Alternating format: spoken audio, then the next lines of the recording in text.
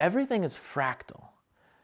Things that, like, if you look at a microscopic view of the brain, you actually see a very similar, almost identical image to what we see when we look at a telescope at the outer galaxies, right? What the Hubble telescope is looking at when it peers deep into space, very similar to the image that's in the mind of the neurons firing. So we see these patterns in nature. Even that tree on the back, that banner we have back there, the way that the tree branches, we see that in everything in nature. We see branches. That's how a crystal grows. That's how rivers flow, in these branching ways. So we see nature being a fractal pattern that just repeats over and over and over. And it gets bigger and smaller depending on the scale, but it's the same basic Fibonacci spiral sequence, right? The sacred geometry. So when we look at the quantum world and quantum physics, there's this thought that there's a whole different set of rules that govern quantum physics from the macro world, right? You guys familiar with that? Okay. But it doesn't seem to be true. Thought leaders in quantum physics are beginning to put forth the idea what's true at the macro level is at the micro level is also true at the macro level. So when we take these quantum principles and we apply them to our macro life, all of a sudden we see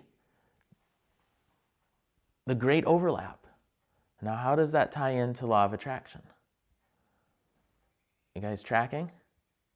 So how does that tie in? What are your thoughts at this point so far? Because we're getting into some pretty like philosophical stuff right off the bat. I just want to make sure that we're all tracking.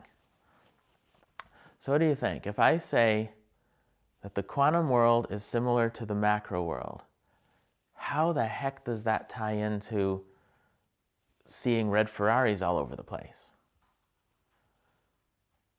The same principles should apply to both. The same principles apply to both. Yeah. Uh-huh. So And it's about energy. Energy. Uh-huh. Uh-huh.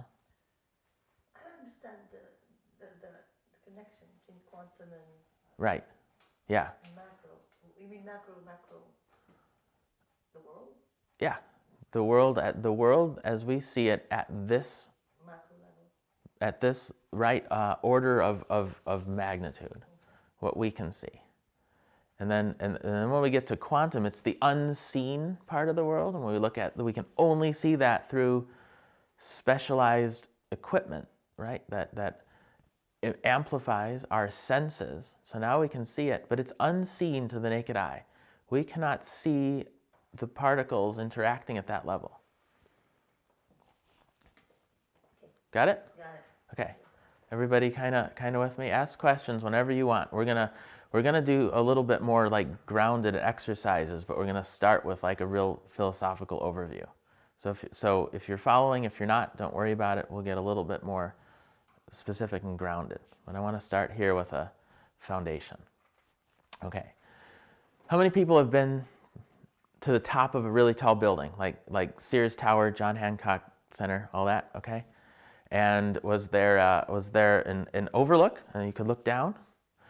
Okay, so at the John Hancock And glass. Glass, yeah, was that in Chicago?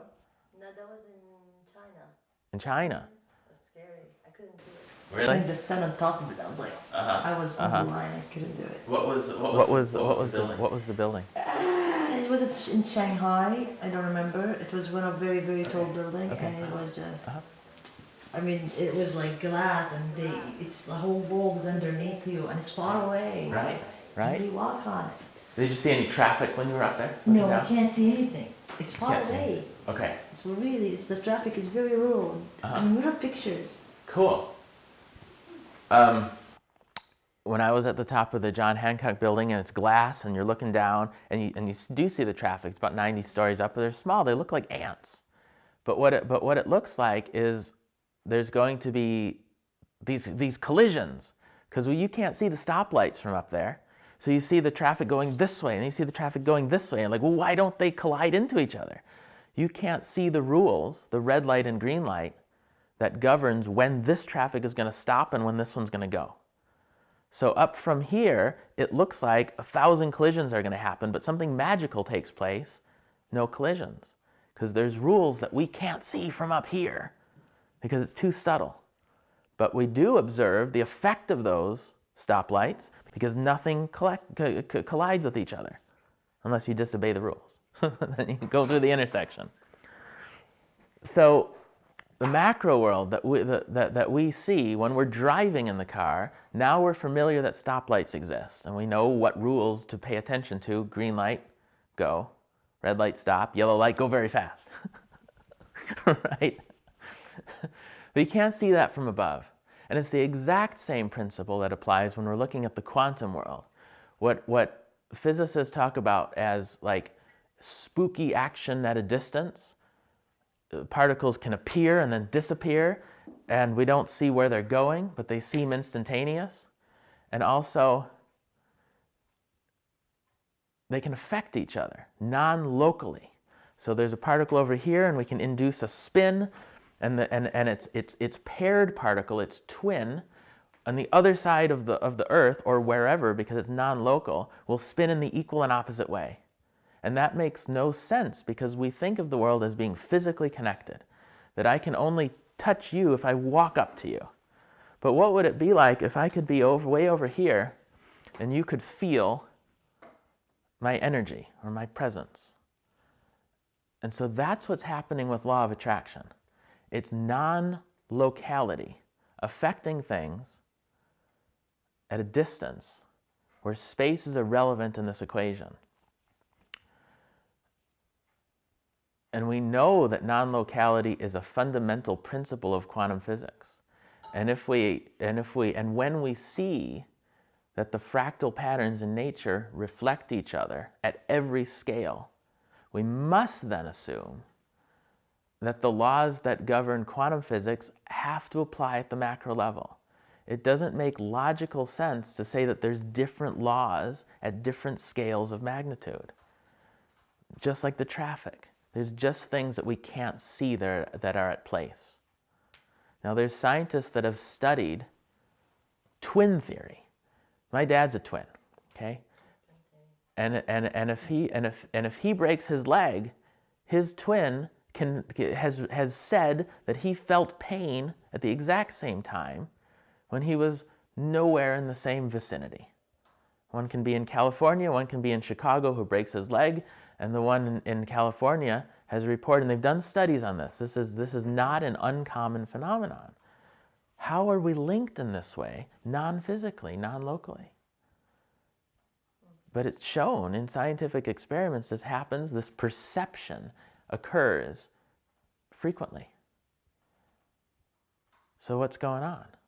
If we truly live in a macro world where nothing is interconnected other than physically, how the heck is that possible? But we've observed that scientifically. So it must be possible. So we have to look for an explanation. Non-locality. Right?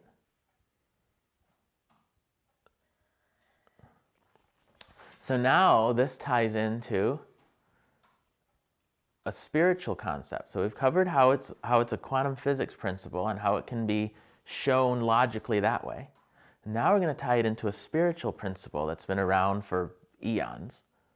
Oneness, right? The idea that there is a deep interconnectedness of all beings, that we're all one, whatever that means. But one thing that it means can be seen as the effect that I have on you and you and you can be felt even when I'm not standing here. The effect that you have on other folks in your life, your family, your friends, is not limited to when you're in the physical presence of them. Who can give an example of something like that? Where maybe you have a friend who you're thinking of. You've been thinking of this person, they popped into your head, and then they call you 5 minutes later. or at the same time. They pop into your head and then the phone rings and it's them. Anybody had experiences like that? Yeah? Sure. Yeah? You see it happen. What's that? You see it happen from time to time. You see it happen? Yeah? Colin, you were nodding. Have you had that? Yeah, actually, an example that was just the other day is there was an email sent to a few different people, and I replied it was a couple hours before that or something like that. And I replied the exact same minute the other person replied. Right? Like when I clicked my message, the other person's message showed up. Mm-hmm. Is that coincidence? What do you think? What do you make of that? I don't know. Let's ask Tom, see what he says. Well, I've thought about this a lot. I've read like tons of books on the subject. Let me pull out some books here for reference for you guys, so you don't think I'm just making all this crazy stuff up and I'm a mad hatter.